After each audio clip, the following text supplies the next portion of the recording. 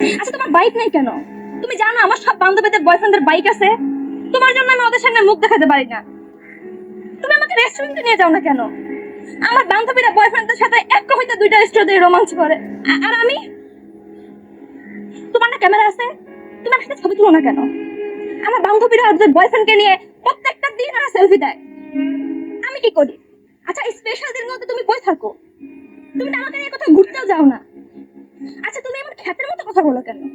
একটু সুন্দর করে কথা বলা যায় না? শুধু তো এটাই না, তুমি কখন আজ পর্যন্ত আমাকে চুলে একটা টিপ দিছো? আমার বান্ধবীদের বয়ফ্রেন্ড তাদেরকে কত দামি দামি গিফট দেয় তুমি জানো? কি দিছো তুমি আমাকে জীবনে? হ্যাঁ, সামান্য একটা চকলেট। ছি! তোমার সাথে আমার কন্টিনিউ করা সম্ভব না, আমার ব্রেকআপ চাই। কি বলছিলে?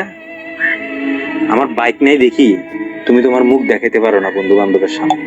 আরে এই বাইকটা নাই দেখি আমার বন্ধু বান্ধব কি বলে জানো?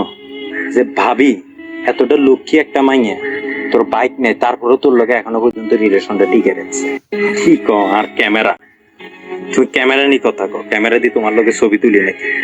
আরে চোখ দুইটার মধ্যে তোমারে যে সারাদিন রাখি, অন্তরের ভিত্তিতে যে তোমারে টাঙ্গাই রাখি, এটা তোমার কাছে কোনো ভ্যালু নাই।